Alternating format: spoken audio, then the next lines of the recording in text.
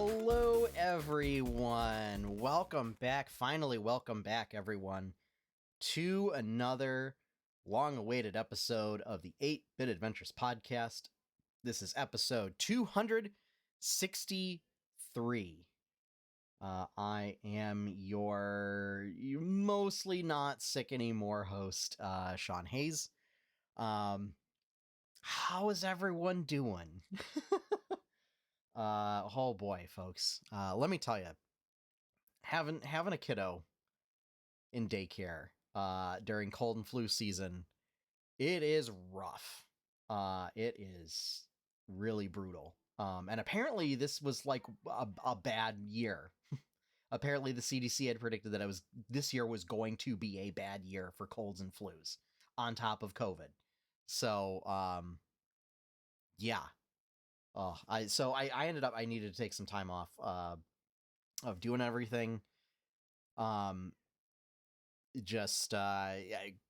got some sort of non-COVID upper respiratory infection that absolutely wiped me out. Couldn't really talk. Would sound awful. And then just a lot of coughing and everything. Just tired all the time. So yeah, it's been brutal. Pretty much almost fully recovered, just dealing still with some bronchitis. Not dealing with the coughing anymore so much, but just definitely still working through being able to talk for long periods. So if I may need to take breaks to like catch my breath, that's why. Yeah, I mean, as far as I can tell, the infection's all cleared up and everything. It's just kind of fully recovering from that. So, which might take another week or two, but yeah. Oh boy, there was a lot of stuff happened while we were taking off. Not in the news. Sure enough, turns out there was more stuff about those Nintendo contractors, and that's kind of still an ongoing thing. I don't have it in the quickfire news this week, just because I wanted to just focus on what was happening this week. If there's more stuff that comes out about that, I definitely include it in the notes. Long story short, yeah, newsflash. If you're a contractor who works for Nintendo of America, chances are it's not great. Just like it's not great to be a contractor pretty much anywhere else in the gaming industry. So, again, unionization, folks, might help. And what do you know? That's actually one of the stories that we have this week. So, deep dive today is going to be a topic near and dear to my heart, D&D 4th edition. I got... It's like every day there's a whole new tweet thread where either somebody has some brilliant idea for how to quote-unquote fix 5th edition, or, hey, wouldn't it be great if 5th edition had this thing, that I thought up of all by myself, and or complaints about D&D and some of the systems in 5th edition that can all be solved with stuff from 4th edition that weren't carried over. Wizards. So we're going to talk about that. We're going to talk about that. I love 4th edition, so buckle up. But yeah. So I'm very excited to be back.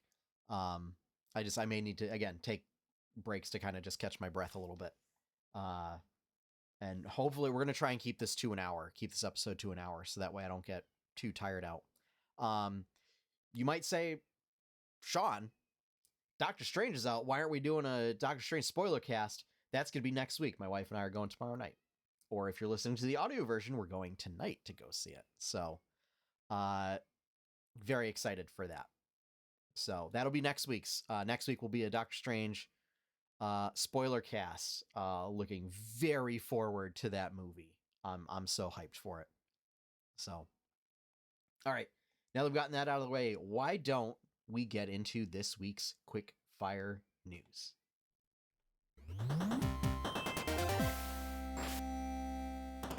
Alrighty, hang on, I gotta get my slides ready. First up, BioWare. Hey, speaking of unionization, QA testers and localization staff contacted through Keywords Studios to provide support to BioWare have been trying to unionize. And part of the reasoning for that was BioWare, full-time employees at BioWare have a hybrid model regarding work from home. The contracted workers were not given that option and were told to return to the office. And their push toward unionization basically allowed them the ability to negotiate being able to continue working from home. It's almost as if it works, folks. So just another, move. It's entirely possible that we may see more of this happen, especially among contracted workers if they start forming unions. And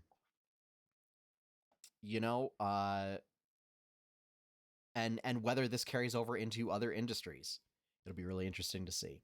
But again, yeah, they were able to and as far as I understand from the article that was on The Verge, that's just like because of the fact that they're pushing to unionize, like they were given this, but that's not like now they're going to stop trying to unionize. No, they're still going forward. It's just like that was one of the reasons for doing so. So yeah, good on them. Nvidia, GPU manufacturer, has to pay a $5.5 million settlement over charges that it unlawfully obscured the number of graphics cards sold to cryptocurrency miners. And it turns out Nvidia basically tried to play it up as like... so the reason why they're getting in trouble is they build it as graphics cards in their gaming division sold really well. And they were trying to say this is like the gaming division, specifically like we sold it to gamers and had a great year doing that and everything. When it turns out they likely went to cryptocurrency miners, and investors basically are now realizing cryptocurrency is a really volatile market, and maybe they don't actually want to invest in it or in products that are going toward that, as opposed to products that are going toward somebody that's just going to buy it to play games, which is, a much more stable market. Like people buy it and then they're going to use it, and they're going to use it for like recreation, and they're not going to use it for basically crypto farms.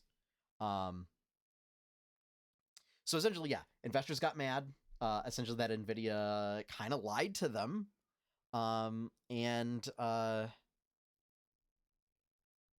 Yeah, it was a settlement.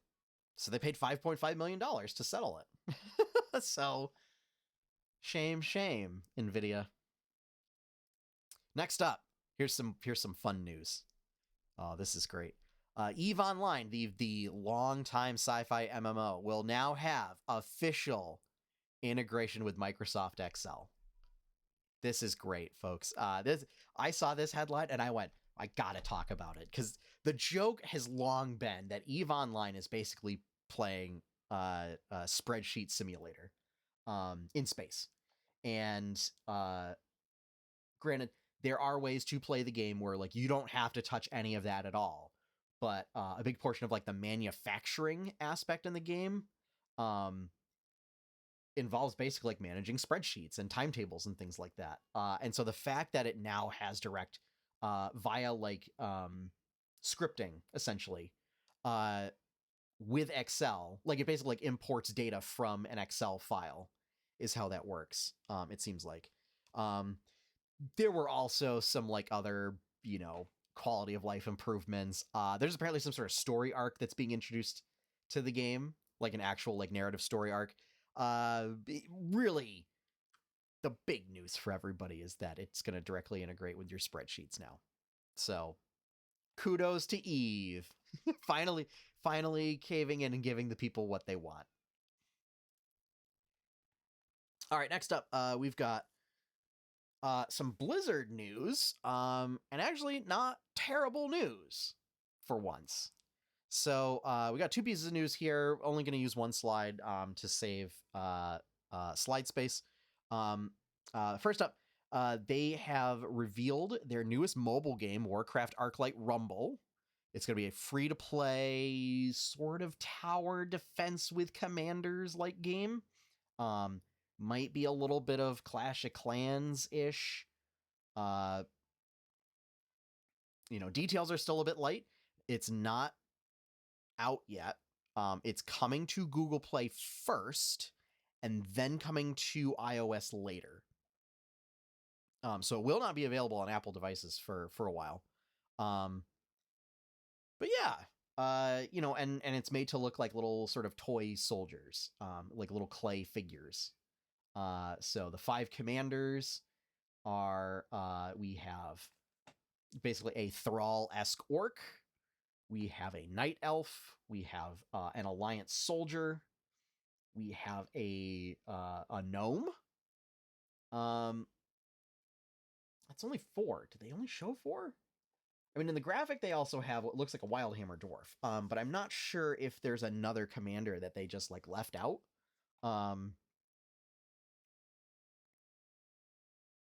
Yeah, because that kind of covers. Well, it's a little weird in that like most of the factions are alliance. It feels like there should have been like another horde faction in there, like Tauren maybe or something. But who knows? So this will be coming soon. This was the big mobile game announcement that everybody thought was, oh, well, World of Warcraft's coming to mobile. Not quite. It's just a Warcraft IP game that's coming to mobile. So the other piece of news: Jessica Martinez, formerly of Disney, has been hired as the developer's first head of culture vice president. So Martinez will basically kind of be in charge of fixing the company's cultural problems, and ensuring, trying to build a strategy for how to promote a better workplace culture. So good on them. Hopefully it works out. We'll see. We'll keep track on progress for that, and maybe if things continue, maybe if things get better, and prove that it gets better, that maybe Blizzard can try and salvage some semblance of reputation again. So next up, hey, you remember Avatar, which came out in 2009, I think. Yeah, its sequel is finally coming out. The Way of Water. So it's been widely reported for a while that it was going to be basically Avatar, but then focused on the oceans of Pandora. I was surprised to see. So there was a trailer released. I was surprised to see a lot of human industrial stuff going on. I guess it's just humans didn't learn their lesson and they're coming back to Pandora to farm resources. Who knows? So we'll see what happens. Also, a little weird. It makes sense for like Jake and some of the other characters, from the previous movie. Like they're still there, but just like the fact that they fully poached like all of the sort of tech and equipment from the base, it seems. Because there seems to be a lot of Na'vi that are equipped with like assault rifles and things in this film. Feels a little weird, compared to how they were presented in the first film. But I don't know. So we'll see. It's coming, folks. It's actually happening. So yeah, I thought it was worthy enough just to talk about it, since the trailer's out and it's like the first glimpse that we actually got of the film. So yeah. Next up, Monster Hunter Rise Sunbreak. The expansion Monster Hunter Rise will release on June 30th. There was a sort of Monster Hunter presentation, like their own little direct sort of thing, where they talked a little bit more about the game and some of the systems and everything. It will include Master Rank. We've known that. New monsters and more monsters. I hesitate to say new because some of them are just, like, some of them are actually new, like the flagship monster that's pictured here. Whereas, like, other ones are quote-unquote new, as in they're not in Rise, but, like, they've appeared before, or new variants of monsters in Rise, including things like Seregios. There's going to be an ice variant of Somnicanth, as well as a lava variant of Almadron, because Almadron already was a nightmare-inducing fuel. One of the systems they're going to have are follower NPCs. So these are going to be NPCs from the various locations. You can then recruit to join you on hunts. So that's neat. That's cool. Like, I don't know if Monster Hunter has done that before. It certainly doesn't feel like it's done it since Try. But basically this is allow you to do the multiplayer aspect, but if you don't have anybody to play with, you can bring followers along. And I guess there will also be like exclusive rewards for doing so. So that's neat. I like that. Here we go. Here's tongue twister. New mechanic. Switch skill swap. So we've got our switch skills that were introduced in Rise, which, doing things where the different moves that you can do with your weapons, and you can build like loadouts of them and everything. Essentially, you will be able to build a second loadout and switch between the two during hunts. You will no longer have to just be stuck with one set of skills, and that you can switch them on the fly as a way to mix up your strategy against a monster. And then in addition to that, there's swap evade, which is while you're doing that, you will be able to dodge during it. So that way you can then also do all sorts of wild evasion combos. So I fully expect when this drops, there's going to be a lot of very technical Monster Hunter players who are going to have a lot of fun seeing how they can really push the system to its limit. So I'm excited about this. And then a whole bunch of quality of life improvements. Relatively minor stuff, things like if you run at a wall, you won't have to use your wire bug to jump into the wall to start running up it. You can just start running up the wall if you run into it. Very, minor little things like that. So yeah, very excited. Pre-orders are available now. This is essentially going to be a digital expansion add-on to Monster Hunter Rise. So it seems like regardless of what version you picked for Monster Hunter Rise, whether physical or digital, this will be like a digital expansion. If I'm wrong, please let me know. But there will be special editions available, which give you a couple of extra little bonus things.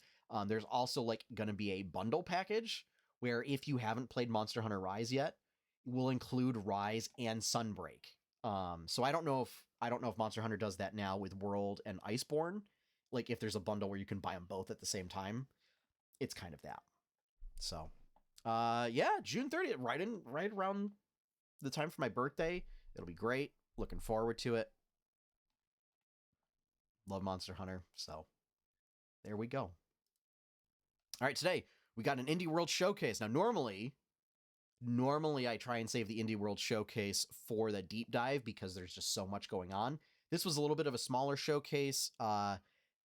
and I'm just going to run through the stuff that's announced. I'm not going to go into as much detail. I really wanted to talk about the 4th edition stuff, basically. But upcoming titles for Switch, upcoming indie titles for Nintendo Switch that were announced, from some of them released today to 2023. They include Ooblets, Batora Lost Haven, Elekhead, Soundfall, Wild Frost, totally accurate battle simulator, Gunbrella, We Are OFK, Silt, Mini Motorways, Wayward Strand, Cult of the Lamb, and Another Crab's Treasure.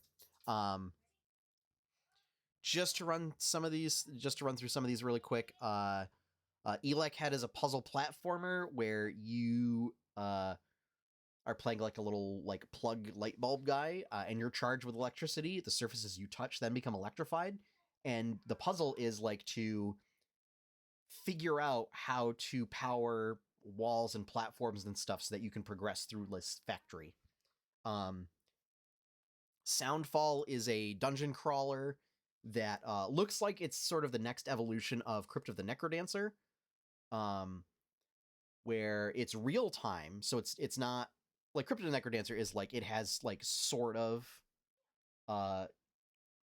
orthogonal movement that you then move around based on the beat, sort of a thing. This is, free movement and real time, but like timing your attacks and stuff to the soundtrack.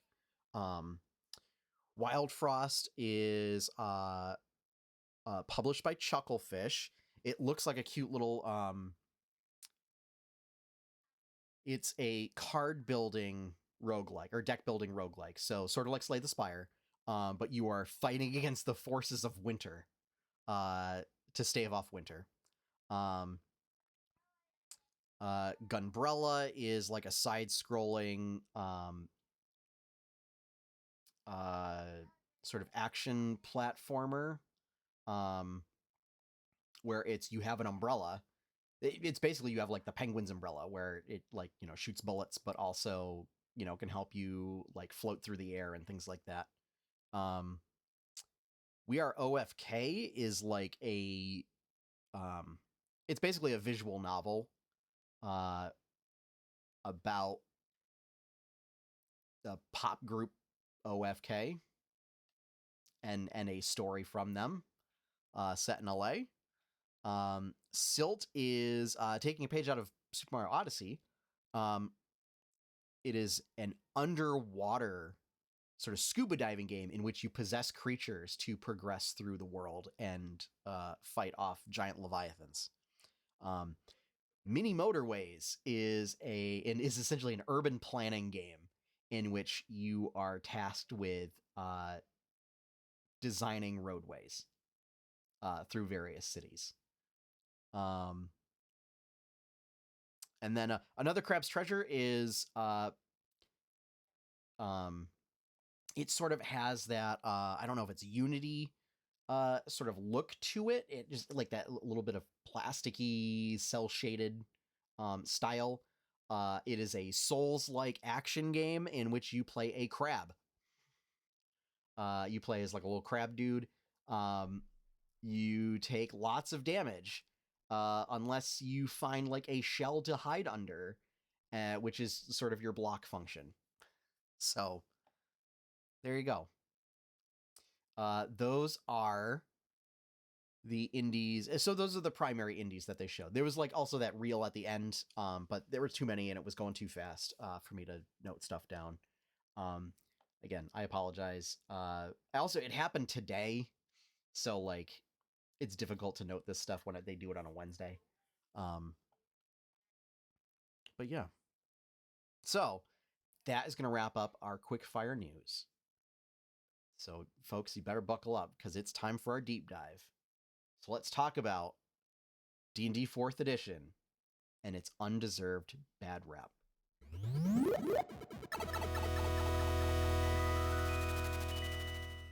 All right, so as I said, there's not really a day that goes by when I don't see some sort of social media thread where it's either newer players who came in to D&D with 5th edition, or people who kind of play D&D but like it's not really their thing, and like they're looking on ways to improve games and things like that, or people who played 3rd edition, skipped 4th edition and went straight to 5th, people who, you know, played Pathfinder and went to 5th edition, or whatever. Basically, people who never played 4th edition for whatever reason. Look at 5th edition and see, like, I like 5th edition. There are design issues. Okay? Talked about them quite a bit. Everybody knows. If you are not, so I will say, not everybody knows. If you are not familiar with my views on challenge rating, it is garbage. It is a garbage way to design encounters, and you shouldn't do it. And it was a mistake in 3rd edition, and Wizards of the Coast basically, I can guarantee, went back to challenge rating to just superficially make 5th edition look more like 3rd. Guarantee it.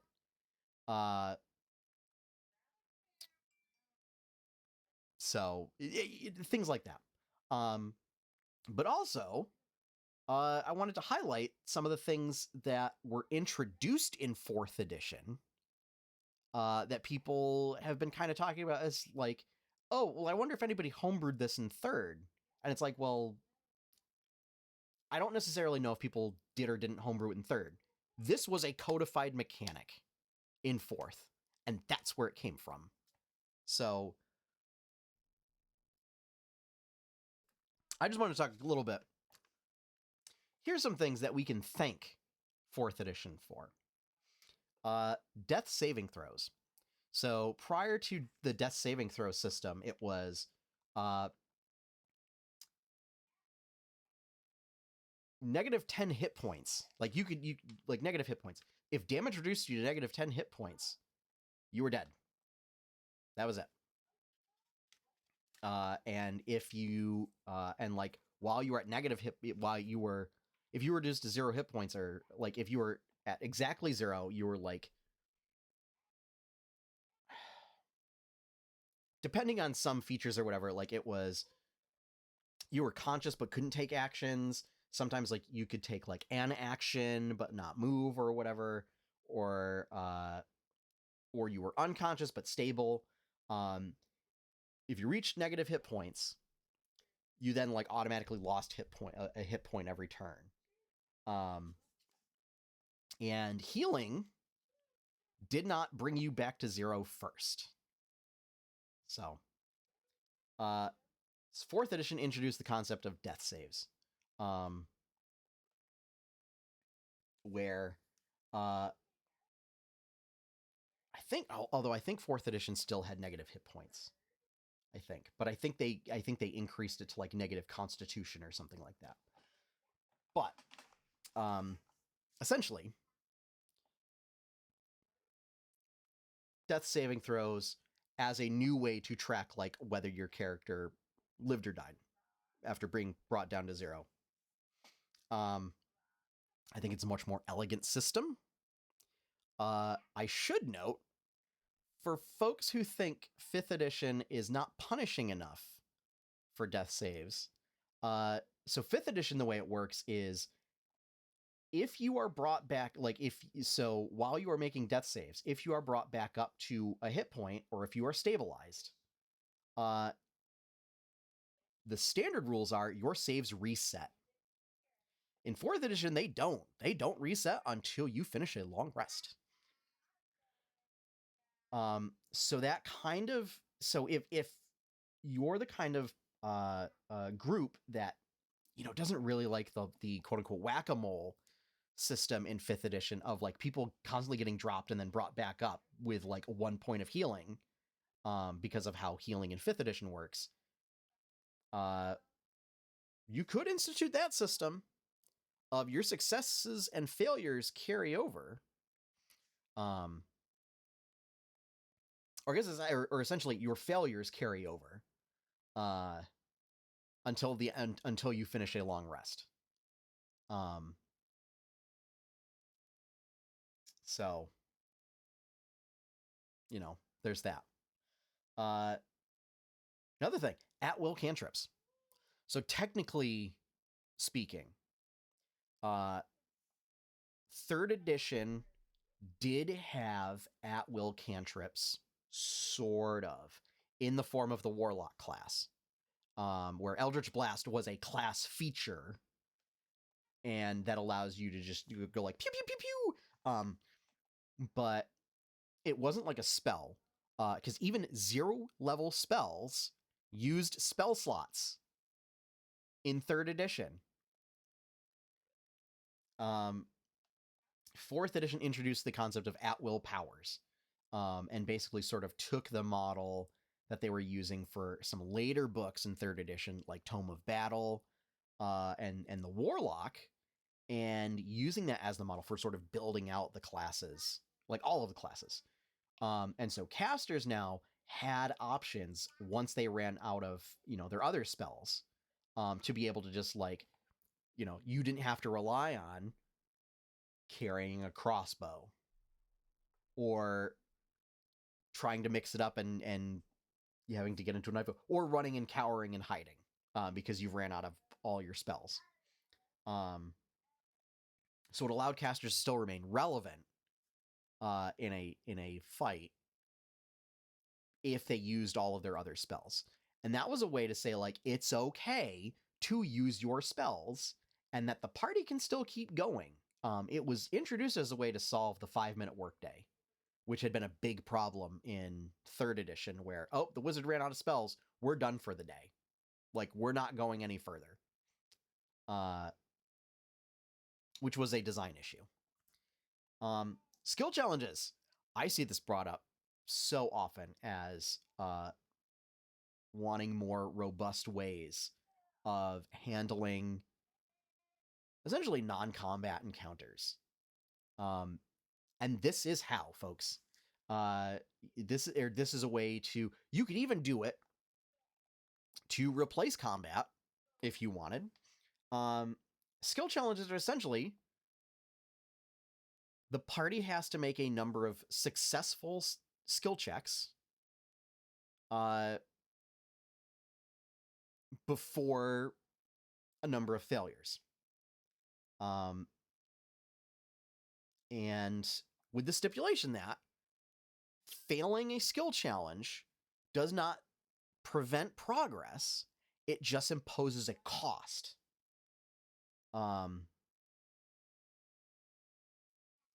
Whereas, like, success, like, means that you're able to do it without imposing any further cost. So, like, for example, like traversing through the wilderness is a big example of, if you failed it, like, it drains resources. It's just so happens that a lot of the design that went into 5th edition makes it more difficult to do that. But, like, you could impose exhaustion as a way to do that. So, like, yeah, the party gains 2 levels of exhaustion. Or even a level of exhaustion that, requires a con save to get rid of, or something, and essentially, like, skill, the idea was also for skill challenges to have a number of different skills that were relevant, so that way every character could contribute somehow. And then there were also, like, the podcast Critical Hit, had an interesting take on it, where sort of imposing, like, a little bit of a narrative rule of 2 characters that were right next to each, like, so if once you used a skill, the person right behind you in the initiative order could not also use that skill in the skill challenge. And in addition, you could not use the same skill twice from round to round, as a way to encourage people to really diversify, like, how they were, like, and to be creative. Because skill challenges are meant to be narrative. And they're meant to take place, like, to simulate a thing that's happening over the course of time. And it was one of the things that, like, kind of got talked about positively when fourth was in its full swing, but has really gotten talked about a lot more now that it's out of fashion. Or rather, now that it's out of print. As like, hey, this was actually really good design. Gee, maybe everyone should have said that when it was in print. So yeah, rituals. So rituals in fourth worked a little differently than rituals do in fifth. So rituals in fifth, you know, I'm kind of torn on them. So the way it works is like, if you have ritual casting, there's like a ritual casting feature and then a ritual caster feat, and they work differently. So the ritual caster feat is like, you get a book and you can put spells in that book as long as they have like the ritual tag, and you can cast them as rituals. The ritual casting feature is like, if you either know spells or have spells prepared that have the ritual tag, you can cast them as a ritual. The way it worked in fourth was rituals were entirely separate from the rest of the spells. And traditionally utility stuff, like utility spells that appeared in other editions, showed up as rituals. And the idea being, you just needed the ritual caster feat, and you got a ritual book. Rituals would come in the book. You could go out and, you could either find rituals to inscribe in the book, whether like there was a merchant that sold them, or you would get them as treasure, to then be able to cast like any number of times later. And then, for classes that would have the ritual casting features, you just got the feat for free. I think that's one of the things that fifth could have done if they had just decided, like, if they had just realized, listen, everybody's going to use feats. Like, I have never heard of a group that plays 5th edition that looked at that whole feat chapter and said, yeah, no, we're not going to do that. Like, they say it's optional, but, like, it's an option that everyone uses. So, like, you could have said, hey, instead of making this weird, different subset of ritual casting, hey, let's just give them this feat for free. And then the way it worked is rituals, they took a lot longer to cast. They required resources to cast. So they required ritual components, which were tied to the appropriate skill. So this was another cool thing. Rituals were tied to skills. They weren't just like, oh, it's magic, so I just base it off of my spellcasting ability modifier, and then it just does a thing and it works and it's great, and I don't have to worry about, like, why would I worry about athletics when I can cast spider climb and jump or fly? Whereas, why would I need nature? Or, well, my favorite one is, why do I need animal handling when I could cast speak with animals, animal friendship, dominate animal, like all the various animal stuff? Like, why would I need oh geez, I don't remember what the skill's called. Animal handling, right? In fourth, so fourth didn't have animal handling; it was all rolled into nature.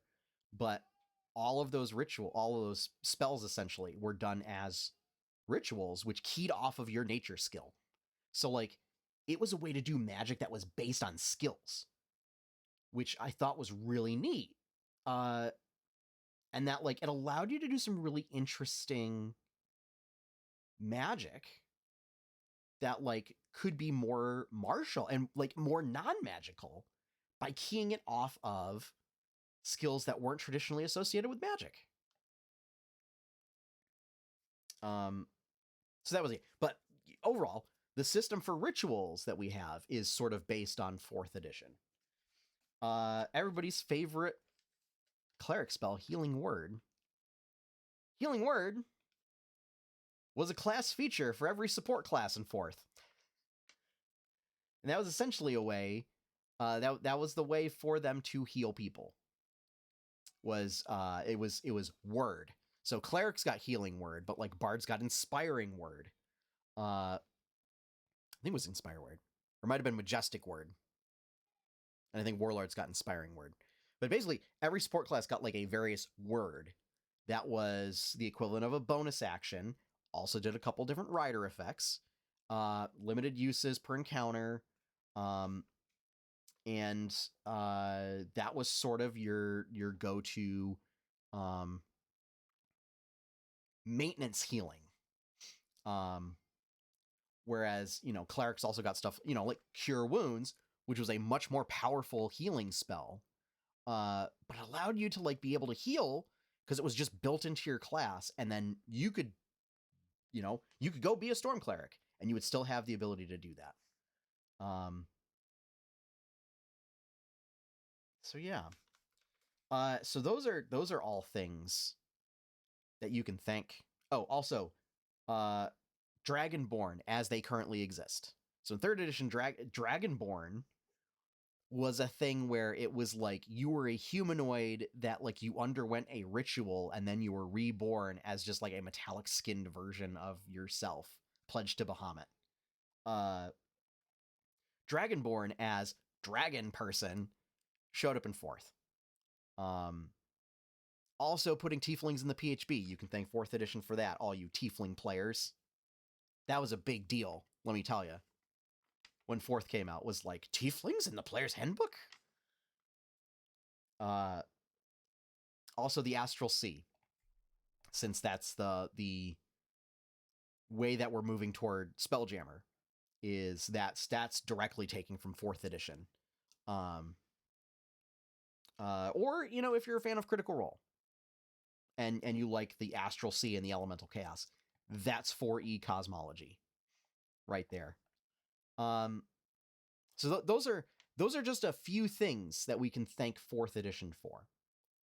Now, here's some things that 4th edition I think did right that they should have carried over, and things that they did well. So like, if you're a person that kind of wishes things worked a little differently in 5th edition, instead of trying to rewrite something on your own, see if you can find a copy of one of these books, take a look at it, and see if the systems in there are what you're looking for.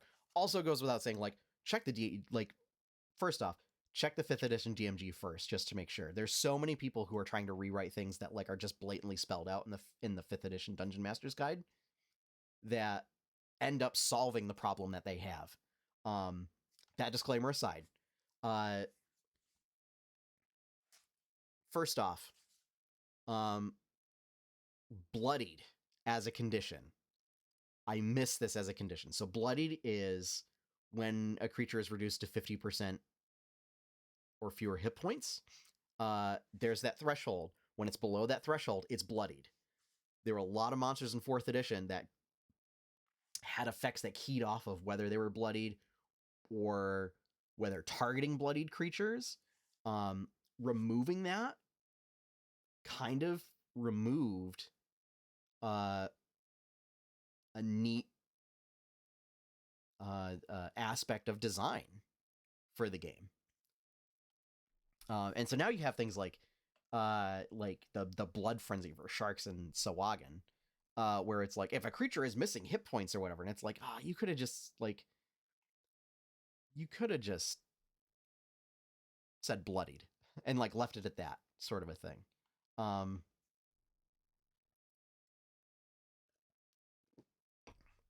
Actually, that's going to tie into another thing. Keywords, right?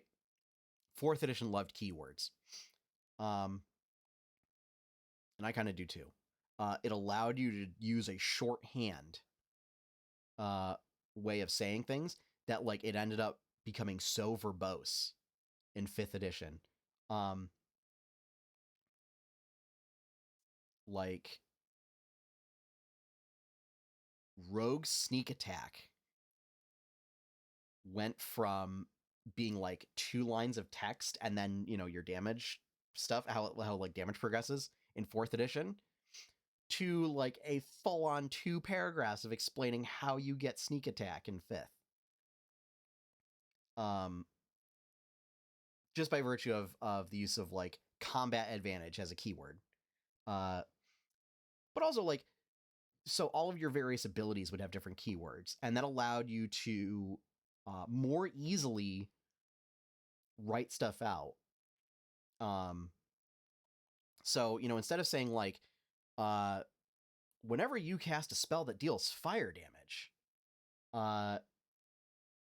you know, it deals +2 damage. Whereas saying like all your, and you would put it in bold, like fire spells deal +2 damage. It's a very minor thing, but for me personally, it helps clean and tighten up your language. And it just means like, for me, it feels like a bit of a waste of space to just like add extra language to say the same thing. Granted, that's one of the things that turned people off of 4th edition, and I will maintain that it's largely because 4th edition wasn't written in a very, I don't know, like paragraphs weren't written out, and it was just like written very much like a technical, you know, game manual for like mechanics and stuff, and like putting things in like a specific format,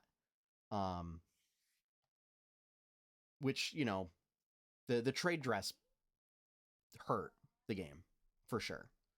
But that's neither here nor there. But yeah, so keywords, weapon groups. Weapon groups is kind of related to this.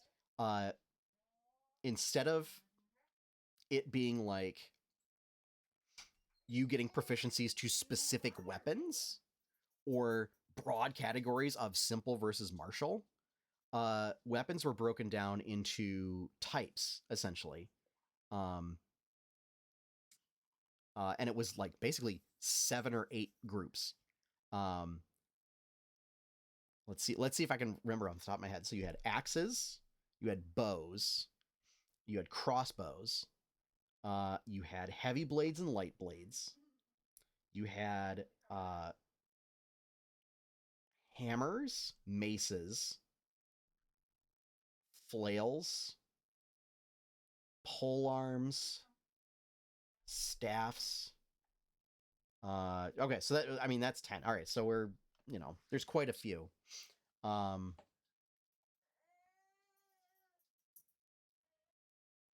think whip was its own category. Oh, picks. Yeah, picks were back in the game. But and so for example, like longsword and greatsword were just classified as heavy blades. And then what you could do is with feats is it would be based on like if you're wielding a heavy blade, instead of having to get like, if you're trying to design something like with swords in mind,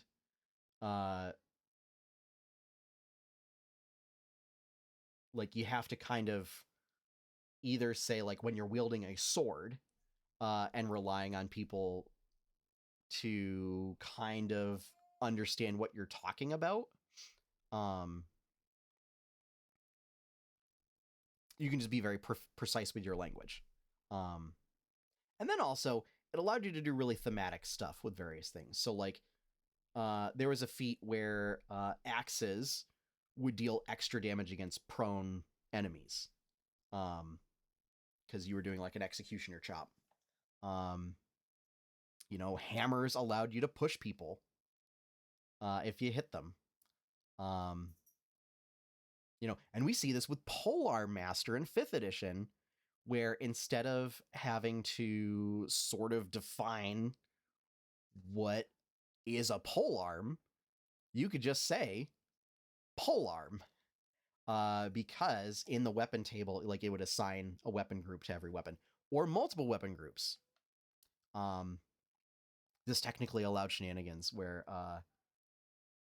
it was, oh geez,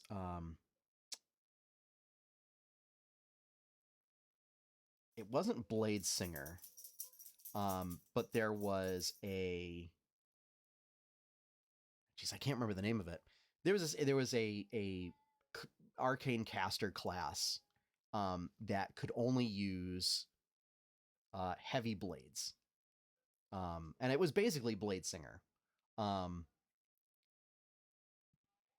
But you could technically like work around it a little bit because it was either glaives or halberds were classified as a heavy blade in addition to a polearm. And so you could wield that while also being like this arcane caster. And so like it meant to be like that you were wielding a long sword and keeping one hand open and like dancing around and everything. And instead, you are just this brutal like eldritch knight swinging around a glaive. That made for some fun shenanigans.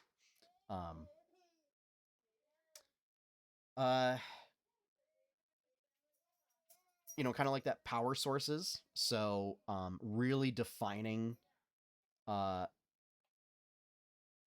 like how different classes use their abilities. And so, and really kind of trying to delineate what is the difference between arcane magic, divine magic, primal magic, psionics, martial abilities, and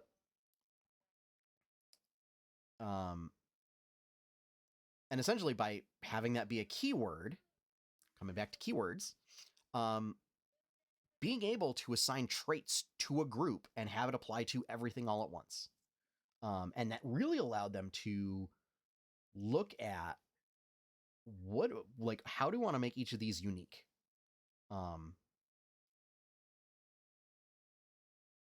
so, yeah, I kind of missed that. I also missed like primal magic being a thing, like, because it helped give druids and rangers a bit more identity from like clerics, paladins, and, you know, rogues and stuff like that.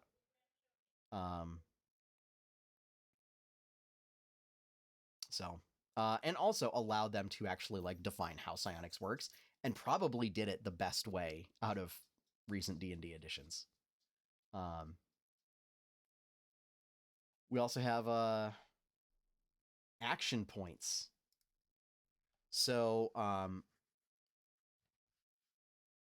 see often pacing as another sort of complaint with 5th edition, and why like Wizards is suddenly no longer doing things based off of short rests.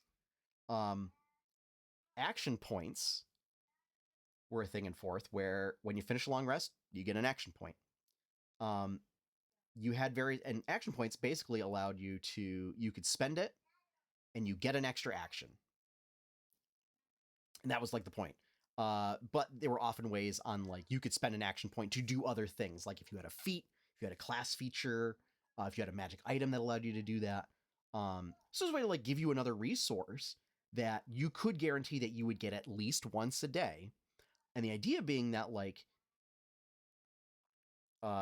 if you did more encounters without resting, you would get action points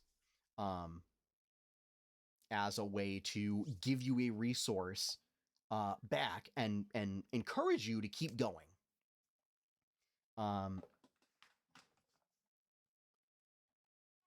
And so, yeah, unfortunately, I don't know how you would add that back into 5th.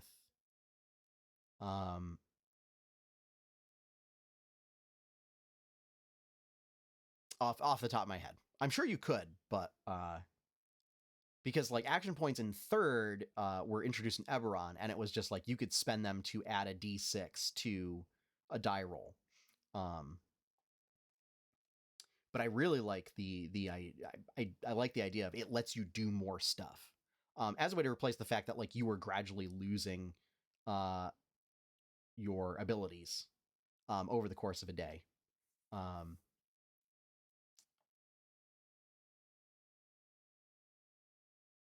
And then to couple with that, that also applied to healing as well. So instead of hit dice, you got what are called healing surges. Now, healing surges, you got a set amount at first level. You never, unless you took certain things, like it never naturally progressed past that point.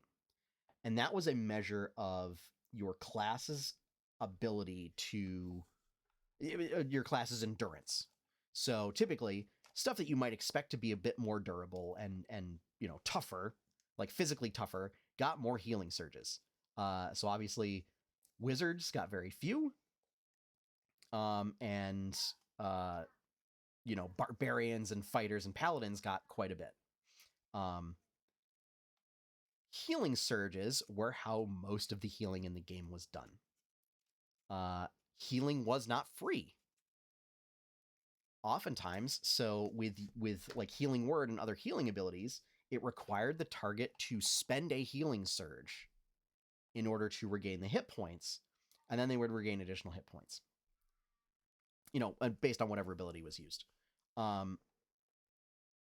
If the target could not spend a healing surge, they couldn't be healed. And I think this might be a solution for people who are kind of trying to look for grittier stuff in 5e. You could do this by having it be based on hit dice, and try and do more healing stuff based on hit dice. Because the idea was, like a lot of your abilities were much more limited. Like, so at first level, right now, actually, let's not use first level as an example, because that's bad, because nobody gets a lot of stuff at first level.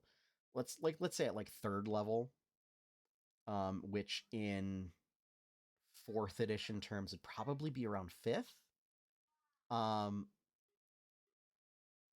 You would get your at-will stuff. You'd get a couple of encounter-based powers, which so everybody got stuff that recharged after a short rest. And then everybody also got stuff that recharged after a long rest. You didn't have like spell slots. It was everybody worked off of the same structure. And so for a cleric, you could cast Cure Wounds once per day.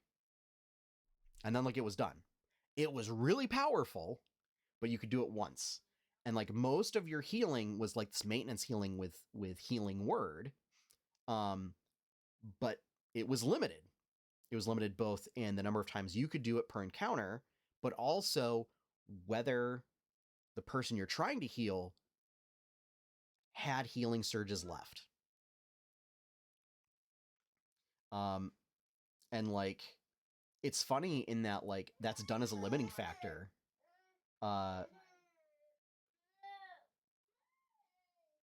When 4th edition characters were much more super heroic than 5th edition characters. So I think if you think 5th edition like healing is too ubiquitous, and that your character and that your party is too durable, maybe talk with your players and see if you want to like change stuff up. I think the easiest way is have healing word, change healing word to have it be that the target can spend hit dice.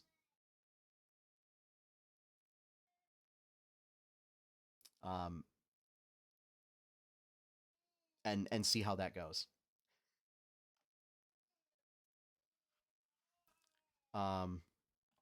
So yeah, and then just we're running over time. I know I wanted to keep this an hour so that I'm not like wearing myself out. Encounter design in 4E. So I mentioned CR like challenge rating is a bad system. 4E has a much better system. Each monster had essentially a role, which was like a class, basically, and to inform you how the monster should act in combat. So it might be like artillery, skirmisher, a big old tank. It would have a level, and then it would have a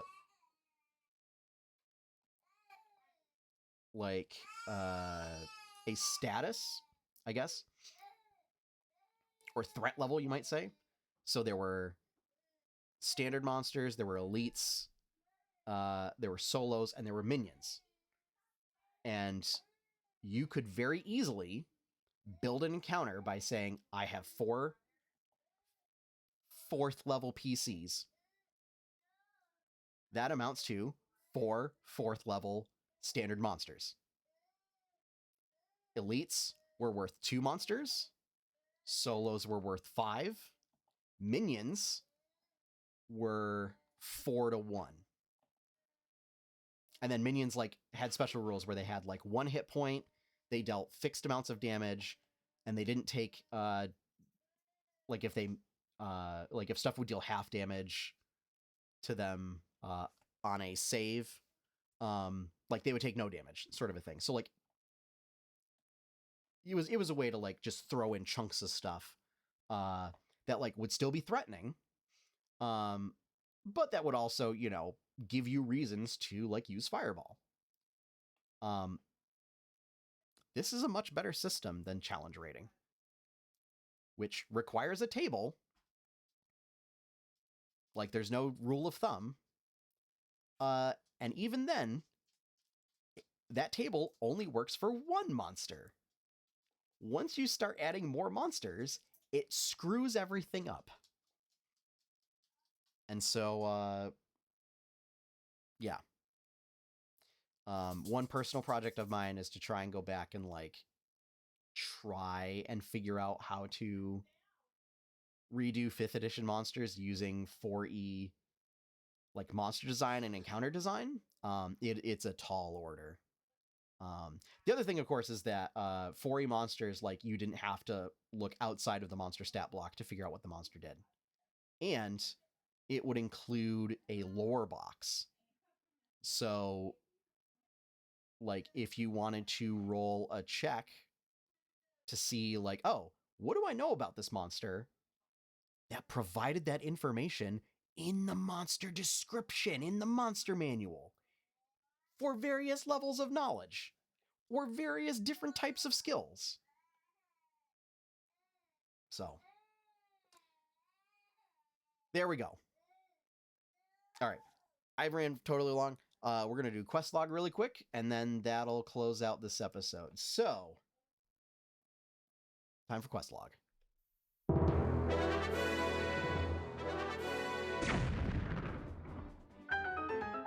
All right, so technically, for last episode, said I was going to color a Chapter 1 comic in complete click-clock wood. I finished Banjo-Kazooie, and I did get a comic done. So got that done. This week, the plan is I'm going to finish Chapter 1, folks. That's 2 comics to color.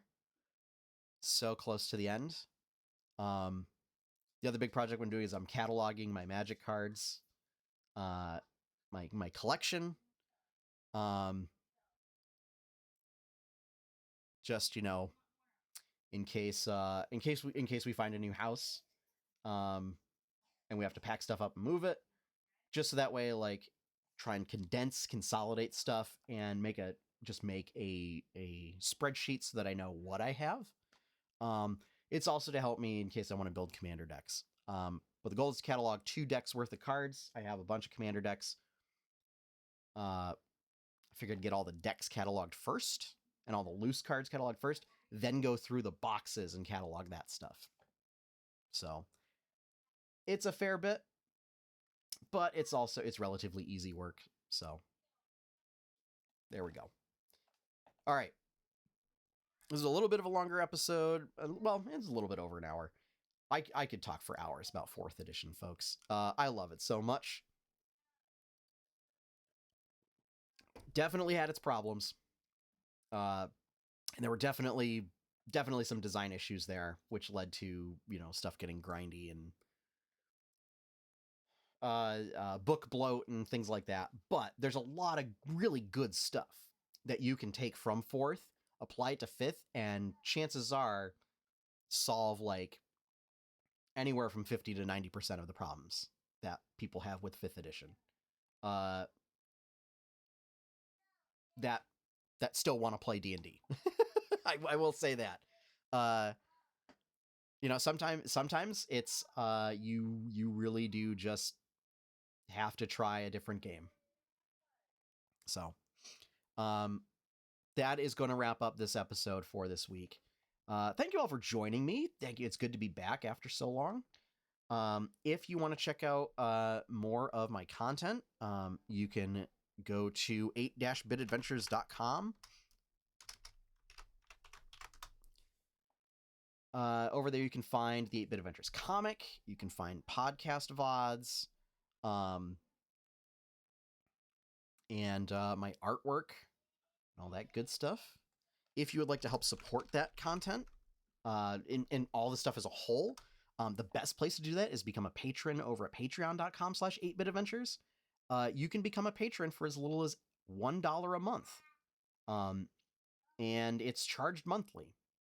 So what you get is you get early access to comics. There's a whole bunch. There's about 50 patron exclusive comics up there.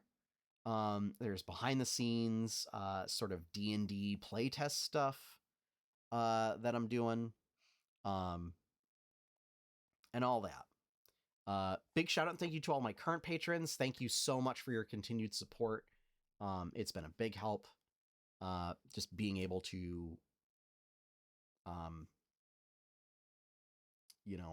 pay for things on the back end. And thank you again. Our opening theme is One Up by Professor Shy Guy.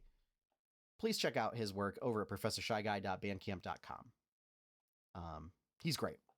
So always, One Up has been the theme for 263 episodes now. So for like 6 years. So I think at some point, maybe going over and checking his work out would be good. I would also highly recommend NPC, and there's also the RPG song, are all great too. And those are original works. He also does like covers of things. So that is going to wrap it up for this week. Again, thank you all so much for joining me. And as always, have fun, happy gaming, and enjoy your pie cake.